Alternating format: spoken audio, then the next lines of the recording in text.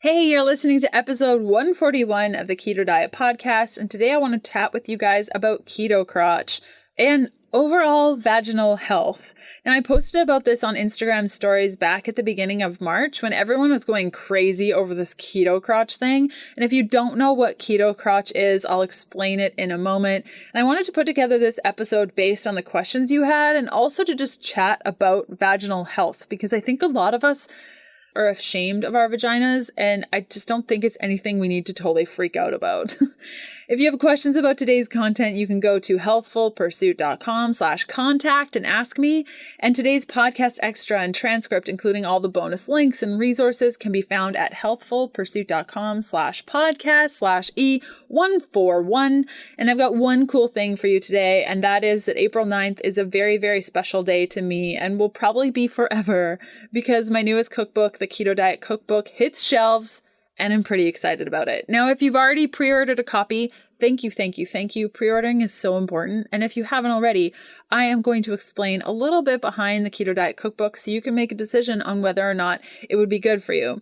The Keto Diet Cookbook is so much different than my first book. I think with my first book, I felt like it needed to be so fancy, like the recipes needed to be fancier. And a huge, major amount of feedback from y'all was that you don't need fancy food and you want something that you can put together quickly, that is balanced in macros, that's a complete meal for your family, makes great leftovers, can be freezed, can be made in your Instant Pot or your pressure cooker, and is just easy and good and uses wholesome ingredients that aren't fancy. And a major thing that a bunch of you said was that you didn't like meal planning. It took too much time. You were trying to calculate everything. You didn't know how to hit your macros with the meals. And if you were making a pot roast, you didn't know what to include with the pot roast to balance out your macros. I've taken all of this feedback, and that is the Keto Diet Cookbook. It comes with over 140 recipes made with whole foods, zero fancy ingredients, plus each and every single recipe is a complete meal, making it a balanced keto meal.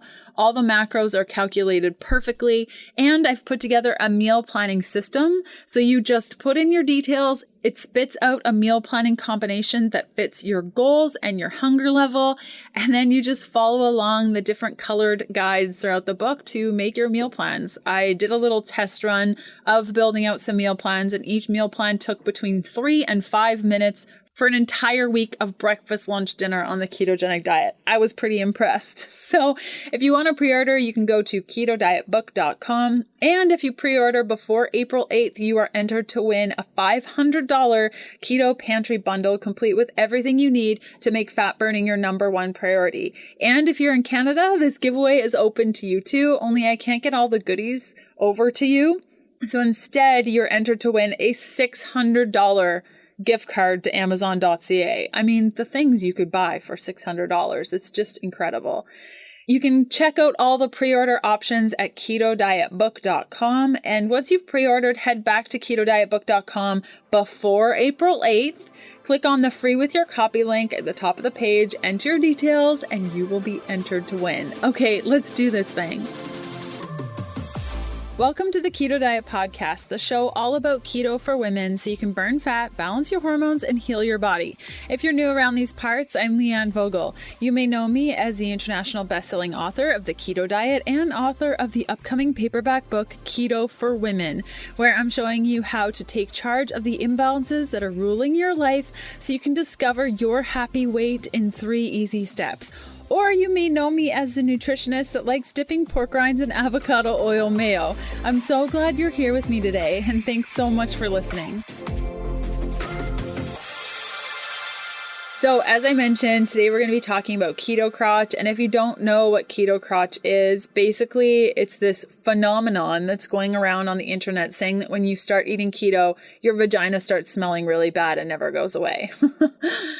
So yeah, this can happen to any eating style at any point, depending on what you're eating, how you're eating, your stress levels. I mean, there are so many variables to vaginal health. And when I mentioned this on Instagram, a lot of women responded to me saying vaginas, ew. And I thought that that was just a very interesting reaction because I don't think of any body part on my body as being ew. I mean, I definitely have a different relationship with my huge thighs than I do with my nose. I definitely have different feelings about it. But just, I find it interesting when news stories pick apart a specific area on our body that has a lot of emotion to it, like the vagina. And this whole keto crotch thing came about way back in August of 2013, where someone posted about the fact that when they started eating keto, they developed a vaginal smell. And some women agreed, some women said they never had problems. And then again in 2014, somebody posted on Reddit about vaginal odor changes. And despite these posts dating back 5 or 6 years ago, it was never really a buzz and nobody really talked about it. In fact, I've had no one in the history of being on keto, being in the keto space as a nutritionist since 2014 talk to me about vaginal health or bring up the fact that their body odor changes, especially with their vagina. This wasn't really a buzz until February of 2019. Back to today's episode in a sec.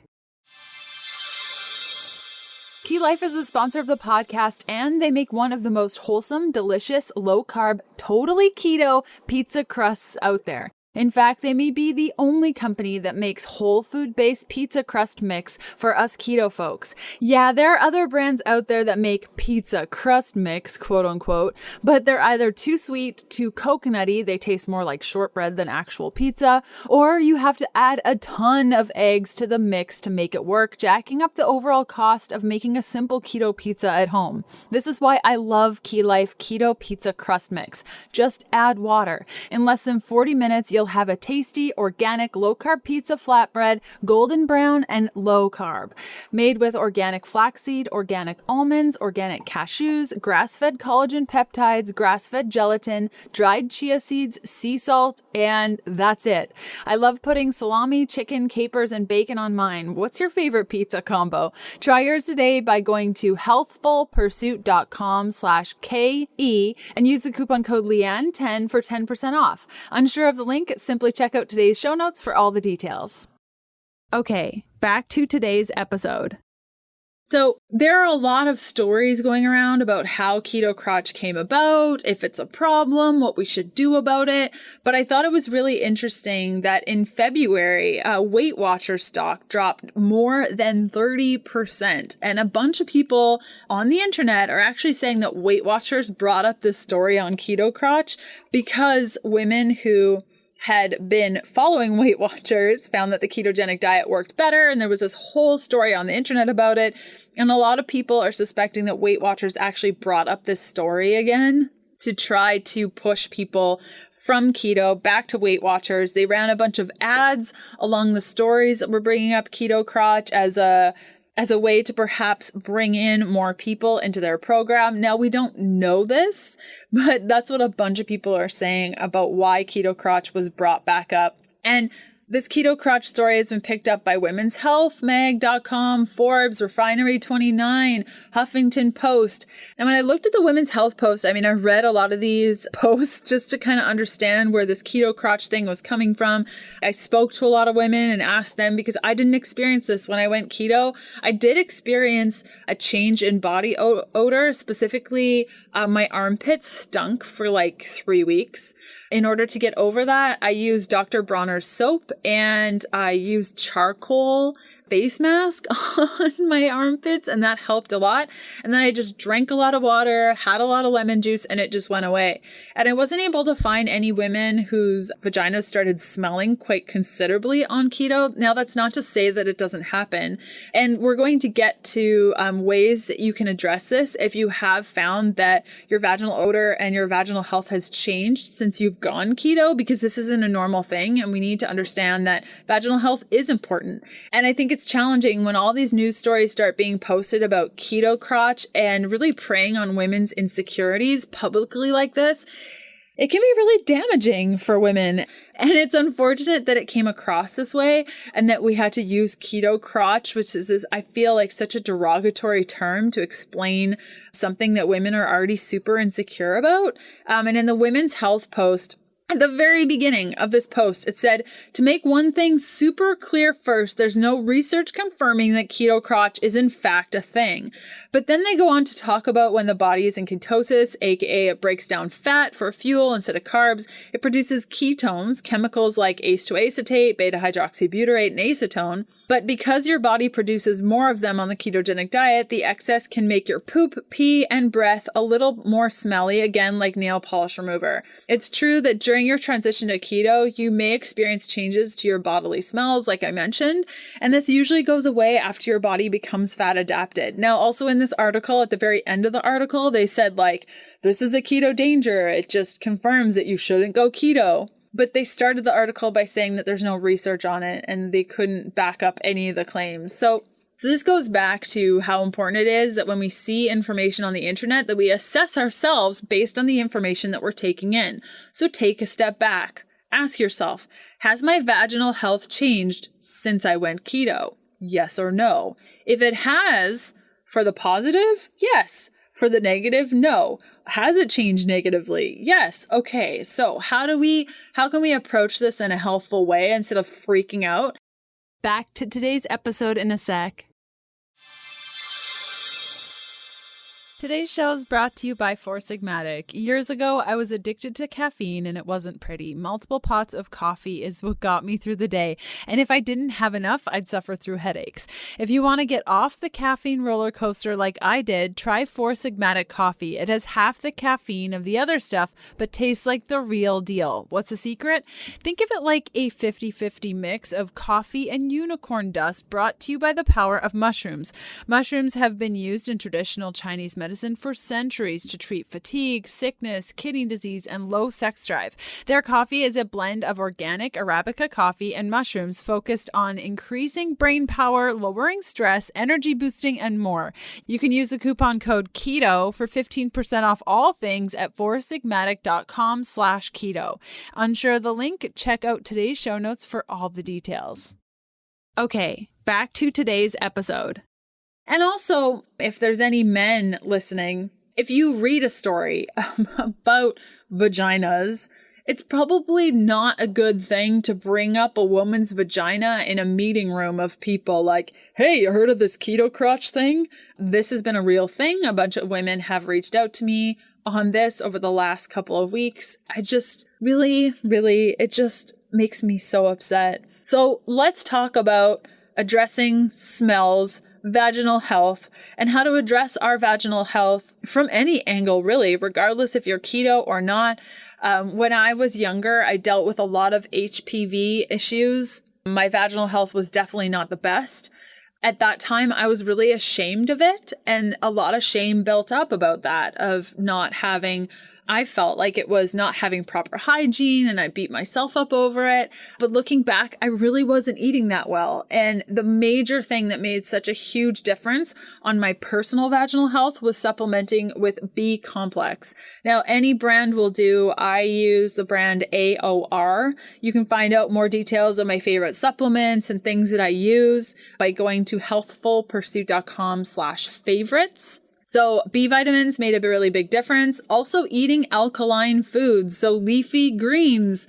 I noticed that when I went keto and I stopped eating as many leafy greens, in fact, I was counting my kale and stressing out about my broccoli, my body odor did change, like I mentioned, and I was using everything external to try to fix it when all I needed to do was eat more leafy greens. Things like coconut oil, avocado oil, olive oil are really helpful. And if you're noticing a change in your vaginal health for the worse, look at your processed foods. Look at the keto foods that you're eating, the snacks that you're consuming, the processed oils that you might be consuming, those refined oils. And it could be more than just about your macros and more about the quality of foods that you're choosing. So choose whole foods over processed foods. If you're overdoing dairy, especially processed dairy, it's not really recommended. So if you love dairy and you're thinking you could never live without it, that's fine. Perhaps switch to raw cheese, farm fresh eggs. So if there's somebody locally that has chickens that you could purchase off of instead of buying your eggs at the grocery store, that could be helpful. Like any little adjustment that you can make to opt for more whole foods is going to make a difference on your overall vaginal health. And again, pile on the greens. This will help increase your alkalinity, which will change the health of your vagina. And I actually got a couple of tips from women that make their own coconut oil suppositories for their vagina. So what they do is they will freeze little pieces of coconut oil. And basically what they do is they spoon out coconut oil at room temperature. Now, if you live in the Caribbean like me, coconut oil is always soft, like liquidy soft. So this is only for people that are in cold climates. Spoon out the coconut oil, shape it into almost like little pill shapes, and then freeze them. And if you are in a warm climate like me, you can always put your coconut oil in the fridge and store it in the fridge, and then do the same thing. Roll it into a little pill form, put it in the freezer, and then if you find that your vaginal health is suffering or you just need a little boost for your vagina, you can actually insert the coconut oil into your vagina. Now, do this at bed. I would recommend put down a towel on your bed and then insert it, sleep, and then the towel will have some of the oil on there. I've done this a couple of times. I love it. Coconut oil also makes an amazing lubricant. So if you are using other lubricants, maybe store bought lubricants that have processed ingredients that maybe aren't so good for your overall vaginal health, go for that. Another little tip, we chatted all about the keto hormone fix over on episode 128. I'll include a link in the show notes for that, where we chatted about how to make your body more alkaline on the ketogenic diet. So if you are having issues with overall vaginal health, I would recommend checking that out. And ultimately, if you're experiencing unpleasant side effects on keto, that's your body's way of telling you and communicating to you that something is off.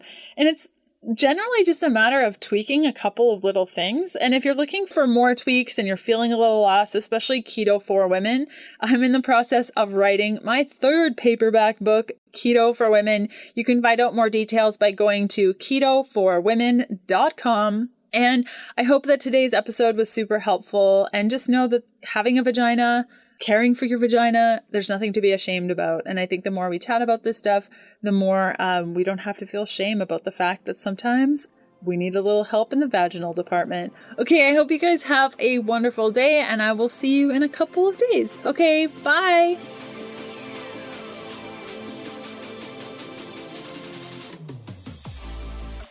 Thanks for listening to the Keto Diet Podcast. Join us again in a couple of days to discover more Keto for Women secrets for your fat-fueled life. The Keto Diet Podcast, including show notes and links, provides information in respect to healthy living, recipes, nutrition, and diet, and is intended for informational purposes only. The information provided is not a substitute for medical advice, diagnosis, or treatment, nor is it to be construed as such. We cannot guarantee that the information provided on the Keto Diet Podcast reflects the most up-to-date medical research.